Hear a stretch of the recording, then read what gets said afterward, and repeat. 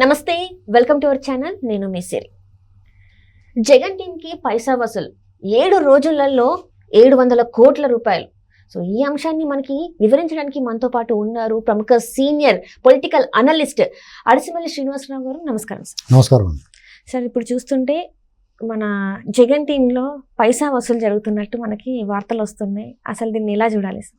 అదే ఇప్పుడు ఇందాక అన్నట్టుగా 7,000 కోట్ల 700 కోట్ల అనేటువంటి పక్కన పెడితే నేనేమనుకున్నానంటే 7,000 కోట్లు అనుకోండి, 1,000 కోట్లు అయితే ఎవరికి నిజంగా ఇవ్వాల్సిన వాళ్ళకి ఇవ్వడం కూడా ఇష్టపడ్డాం. వాళ్ళే దుబ్బెత్తం చూస్తారు. మామూలు మీరు అన్నట్టుగా 700 కోట్లు అయి ఉండొచ్చు. అంటే ఒక సందిగ్ధత ఉంది ఆ ఫిగర్లో.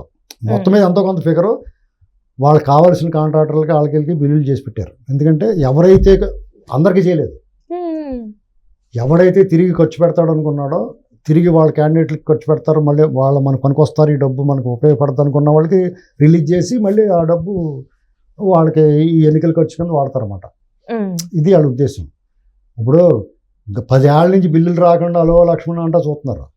పంచాయతీలో చిన్న ఒక గ్రామ సచివాలయం కట్టినట్టు డబ్బులు ఇవ్వలేదు. అవును సార్. ఇలాంటి పరిస్థితుల్లో ఇతను ఇచ్చాడంటే దాని ఉద్దేశం ఏంటి? నేను ఇందాకే చెప్పాను మీకు, వాళ్ళ మోడస్ ఆపరాండి ఏంటంటే వాళ్ళకు ఉపయోగపడతాడు అనుకున్నవాడు వాళ్ళ మనిషికి ఆ డబ్బులు తిరిగి వాళ్ళ బొక్సంలో కొత్త అనుకుంటేనే వాళ్ళు పనిచేస్తారు. లేదంటే చచ్చినా కానీ ఒక రూపాయి కూడా పెద్దలు దయ్యానికి కాకులు ఎంగిల్ చేయకూడదు సార్. మీకు చూడండి కావాలితే జగన్మోహన్ రెడ్డి తన జీవితంలో ఇప్పుడు మీరు ఎప్పుడు జర్నలిస్ట్గా ఉన్నారు కదా, మీరు అన్నాళ్ళ నుంచి చూస్తూ ఉంటారు కదా, ఒక 5-6 ఏళ్ళ నుంచి చూస్తారు కదా చిన్నపిల్లలు కాబట్టి. ఎప్పుడైనా జైలు 10 రూపాయలు చూసారా ఎవరికైనా? చూసారా అసలు? తిరిగి నేను వాళ్ళకి బటన్ నొక్కిన ఇయ్యి అంటాడు. అదే మీకు టీడీపీ చూడండి, ఎన్టీఆర్ ట్రస్ట్ బాగుంటారు, దీని కార్యక్రమాలు చేస్తారు. చంద్రబాబు గారు కానీ లోకేష్ గారు కానీ ఎవరైనా ఇబ్బంది పడుతున్నారంటే వాళ్ళకి ఎలా సాయం చేస్తారు. అంతే, వాళ్ళు ఎంతసేపు తీసుకోవడమే కానీ ఇవ్వటం తెలియదండి. ఈ కాంట్రాక్టులకు ఇచ్చారంటే మళ్ళీ ఖర్చు పెడతారని చెప్పేసి అంతే. ఎన్ని రోజుల నుంచి ఇవ్వండి అంటే ఇప్పుడు ఇద్దామని అయిపోయారంటారా? ఎలక్షన్స్ ముందు ఇస్తే వాళ్ళకి కూడా అవసరాలకి ఉపయోగపడతాయి అని చెప్పి తిరిగి మళ్ళీ వాళ్ళ దగ్గరికి వచ్చేస్తాయి కదా. ఇప్పుడు అలా ఇవ్వకపోతే అందరూ ఎండిపోయి ఉన్నారండి. ఇప్పుడు తెలుగుదేశం కాంట్రాక్టర్లు అందరినీ ఎండగొట్టేశారు.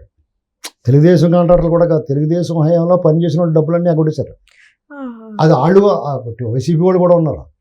వాళ్ళకి ఏదో పర్సంటేజ్లు తీసుకుని సచ్చి చేయండి ముక్కి ములిగి కొంత ఇచ్చారు. కోర్టు అది ముట్టుకెళ్ళేస్తే అది రకరకాలుగా ఇబ్బంది పెడతాయి. అది కూడా ఆపారు. ఇప్పుడు మరి వీళ్ళ హయాంలో పనిచేసిన వాళ్ళు కూడా డబ్బులు కొట్టేశారు. రేపు పొద్దున ఎలక్షన్కి ఎవరికి వచ్చి పెడతారు?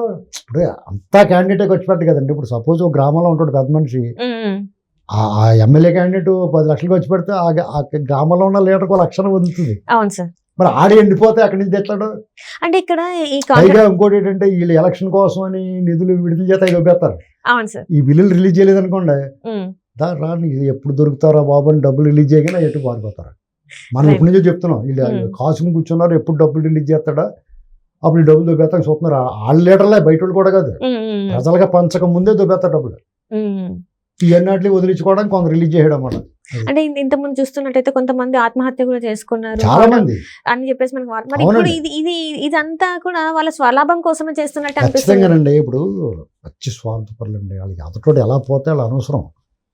వాళ్ళ అధికారం ఉందా లేదా, వాళ్ళ డబ్బులు వాళ్ళ చేతికి వచ్చినాయా లేదా, ఏం మిగతా విషయాలు ఏం అవసరం లేదు వాళ్ళకి. ఇప్పుడు ఆంధ్రప్రదేశ్ ఉందనుకోండి, ఒక జిల్లా ఉంది, ఇసుకే లెక్కేసుకోండి, ఒకటి దగ్గర 20 కోట్లు 30 కోట్లు తీసుకుని నువ్వు అమ్ము దబ్బరా అని చెప్పారు. ఇప్పుడు మీరు ఉన్నారనుకోండి, మీరు కాంట్రాక్టులు చేస్తున్నారనుకో, మీరు వెళ్ళి 30 కోట్లు ఇంకో ఈ జిల్లాలో ఇసుక అంతా నువ్వు తవ్వు 30 కోట్లు మాకు ఇచ్చేయి, నెల 1వ తారీఖు నుంచి 5వ తారీఖు లోపల పంపించాలి వాళ్ళకి. నీకు వచ్చిన రాబోయినా కానీ నువ్వు తవ్వుకుని అమ్ముకోవాలంతే, అమ్ముకోలేకపోతే నీ కర్మ. మళ్ళీ నెల వచ్చినప్పుడు వాళ్ళు 30 కోట్లు పంపించాలి. అందుకనే దోపిడీ చేస్తారండి. ఆంధ్రాలో చూసారు ఇసుక కోట్లు ఎలాగున్నాయో పర్వతాల కింద, అలాగే మద్యం మీద ఏది దొరికితే అది మట్టి మీద కొల్లగొట్టేశారు. ఆంధ్ర అంతా గతుకులు ఇప్పుడు గాయమైపోయింది, చిల్లులు పడిపోయింది ఆంధ్రప్రదేశ్ అంతా. వీళ్ళు మామూలుగా దోపిడీ చేయలేదు. మరి అందరికీ బాధ ఉంటుంది కదా కాంట్రాక్టర్లకి, వీళ్ళు బాగానే దొబ్బుతున్నారు, మనం ఏంటరా బాబు మనం పెట్టి మనం పని చేస్తే మన డబ్బులు ఇవ్వలేదు, ఈ సంగతి చెప్తాం రాని అని చూస్తుంటే కొంత రిలీజ్ అయ్యారన్నమాట. అంటే కొంత మొత్తంలో సగం మాత్రమే రిలీజ్ చేశారు. సగం కూడా కాదు, ఒక వంతు అంతే అండి. అది ఒక వంతు. ఎందుకంటే అది కూడా వీడు బాగా కావాల్సిన వాళ్ళు గ్యారంటీకి వీడు దూలగాడు డబ్బులు ఖర్చు పెడతాడు మనకు మళ్ళీ అనుకున్న వాడికి ఇచ్చారు. అందరికి ఇవ్వలేదు. అందరికి ఎందుకు ఇస్తారు? వాళ్ళు ఎందుకు వచ్చి పెడతారు? ఇప్పుడు సపోజ్ మీరు ఎక్కడో అప్పు తెచ్చారండి, అప్పు తెచ్చారు ఎక్కడో, ఒక మీ స్థాయికి మీరు ఏదో చిన్న కాంట్రాక్ట్ చేశారు, ఒక 10 లక్షలు వర్క్ తెచ్చారు, ఒక 5 లక్షలు మీ డబ్బులు పెట్టారు, ఒక 5 లక్షలు బయట అప్పు తెచ్చారు. ఆ 5 లక్షలకి వడ్డీలు అయిపోతూ ఉంటాయా? ఆడు దొబ్బుతూ ఉంటాడా? మీ బిల్ రాలేదంటే కొన్నాళ్ళు వింటాడా? బిల్ రాలేదండి, కొన్నాళ్ళు పోయిన తర్వాత ఆడు ఎవడరా నువ్వు ఏం చేస్తామో తెలియదు, నువ్వు ఏదో అమ్మేసి కట్టి అంటారు. అది అమ్మేసి కట్టి కూడా కట్టేసాడు, అమ్మేసి కట్టలేని కూడా ఇంటిని దగ్గర చచ్చిపోయాడు. ఎలాంటి అన్యాయం ఇతను చాలా దుర్మార్గుడు అండి అతను. ఎన్నాటికి పనిష్మెంటు రేపు పొద్దున ఎన్నికల్లో జరుగుద్ది. వీళ్ళు అధికారం కోల్పోయి ఇంటికి వెళ్ళినప్పుడు ఇవన్నీ చుట్టుకుంటాయి పాపాలు. ఎంతమంది ఉసిరు తగ్గుతుందండి అతనికి. ఒక రకంగా ప్రజల్ని ఇబ్బంది పెట్టి ప్రజలను నమ్మించి వంచడం ఒక పాపం. తను నమ్ముకున్న వాళ్ళని కొన్ని వర్గాలని దారుణంగా హింసించి చంపడం అనేటువంటి అదో పాపం. అది కాకుండా ఇలాగ పచ్చి మోసాలు చేయటం అదొక పాపం. ఎదటోళ్ళు ఆస్తులు లాగేసుకోవడం, వ్యాపారాలు లాగేసుకోవడం అదో పాపం. వాళ్ళందరూ ఉసురు తగులుతుంది. అంగన్వాడీ టీచర్లు ఇలాంటి వాళ్ళందరికీ హామీలు ఇచ్చి పచ్చి మోసం చేయటం అదో పాపం. ఇవన్నీ వదిలిపెడతాయి ఉసురు. ఇప్పుడు మీరు కమండలంలోంచి నీళ్ళు తీసి జలిహేరం ఆడబిడ్డ మాట మాట్లాడింది అనుకో, గట్టిగా శాపం తగిలేదు, ఖచ్చితంగా తగులుతుంది. మీ నిర్మలమైన మనసుతోటి మీకు గాయమైతే మీ గుర్తు పుణ్యాన్ని మిమ్మల్ని ఎవడన్నా బాధ పెడితే మీరు బాధతో ఎవరినన్నా ఒరే సర్వనాశనం అయిపోతారో అన్నట్టు అయిపోతాడు అంతే. ఇది ప్రకృతి, ఇది ధర్మం. ఎందుకంటే ఆ పవర్ ఉంటుందండి, ఆ మాటకి ఆ శక్తి ఉంటుంది. అందుకని మనం భయపడతా పోతే సర్వేలెన్స్ ఉంటుంది మనకి, ఒక విజిలెన్స్. లేదంటే ఇప్పుడు అదేముంటుంది, గమకం ఎత్తుకుపోతాడు మిమ్మల్ని అలాగా. ఆ పాపం భయం ఉండాలి కదా, పాపం రా బాబు అనుకోవాలి కదా, అదే శక్తి. అంటే జగన్మోహన్ రెడ్డి గారికి ఇలాంటి భయాలు ఏం లేవంటారు? ఎందుకు లేవు? భయం ఉంటుంది, భయం లేనట్టు నటిస్తాడు. రేపు పొద్దున ఇది ఎప్పుడు తెలుస్తుందంటే ఈ కాజా తగిలిన తర్వాత తెలుస్తుంది. అప్పుడు దాకా కూడా సాగుతుంది కదా, సాగినంతకాలం తన అంతర్వాళ్ళు లేడనుకుంటాడు. ఎప్పుడో కాబట్టి ఎదురు దెబ్బ తగిలిన తర్వాత అప్పుడు ఇవన్నీ చెప్తారు. మాలాటోళ్ళు వచ్చి నువ్వు అయాలు ఎలా చేసారా, ఇప్పుడు కేసీఆర్ని అంటున్నారా, నువ్వు అయాలు అలా చేసు ఇలా చేసావు, కేటీఆర్ని అంటున్నా నువ్వు నవ్వే అయ్యాలా, నవ్వు వచ్చిందన్నావు ఇవాళ నువ్వు నవ్వు అంటున్నారు కదా. అంతకన్నా శిక్ష ఏముంటుంది? అంటే ఇప్పుడు ఎన్నికల కోడ్ రాకముందు నుంచి 10 రోజుల ముందు నుంచి ఇదంతా జరుగుతుందని చెప్పేసి, అంటే ఈ పాటికి మొత్తం పంచడం అంతా అయిపోయిందంటారా సార్? ఇప్పుడు ఆయన ఎలక్షన్ చాలా ముందు వచ్చేస్తుంది, ఫస్ట్ విడతలో ఉంటుంది ఎలక్షన్ అని గవగబా అన్ని దుకాణాలు సర్దేసి అక్కడికి చేర్చాల్సిన డబ్బు అక్కడ చేర్చేసాడు. అంతా రెడీగా ఉన్నాడు. వాళ్ళకేమో మొహం మీద గుద్దినట్టుగా మే 13కి వెళ్ళిపోయింది. 2 నెలలు దోసేసారు. 2 నెలలు దోసేయడం అంటే అతనికి ఎంత ఇబ్బంది తెలుసండి. 2 పెన్షన్లు ఇవ్వాలి, 2 ఫస్ట్ వీక్లు వస్తాయి, 2 జీతాలు ఇవ్వాలి. ఈ లోపల ఈ కాంట్రాక్టర్లు అందరూ ఎండిపోతూ ఉంటారు, పెట్టిన డబ్బు అంతా తినేస్తూ ఉంటారు శుభ్రంగా. నాకు పిండేస్తా ఉంటారు. అది ఖర్చు, ఎన్నికల ఖర్చు అందరికీ సమానమే, ప్రతిపక్షాలకు కూడా ఇబ్బంది ఉంటుంది.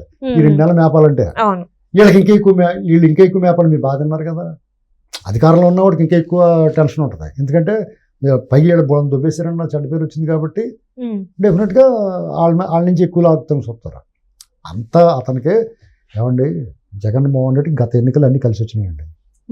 మొదటి విడత ఎన్నికలు వచ్చినాయి, ఊపిరి చెల్లకుండా చేశారు ఎలక్షన్ కమిషన్, అన్ని రకాలుగా సహకారం కేసీఆర్, మోడీ గారు, గవర్నర్ నరసింహన్ ఇలా రకరకాల వాళ్ళు అందరూ సహకరించారు.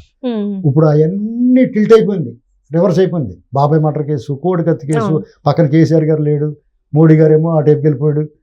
ఇవన్నీ అతను రివర్స్ అయిపోయింది అంతా. ఎలక్షన్ కూడా వెనక్కి వెళ్ళిపోయింది. మంచి నడివేసంగా మంచినీళ్ళు కూడా దొరకదు. ఎండలో మాడిపోయి మీరు తెల్లగా ఉన్న వాళ్ళు నల్లగా అయిపోతారు మసిబొగ్గులాగా ఈ దెబ్బకే. అంతే పరిస్థితి అయిపోయింది, అవుట్. అంటే రేపటి రోజున జగన్ గారు ఓడిపోవడం ఖాయమంటారు. ఏ రకంగా చూసినా ఆల్రెడీ అతను ఓటమి చెందేసాడు. టెక్నికల్గా లాంఛనం అంతే అతను ఇంటికి వెళ్ళడం అనేటువంటి. రైట్.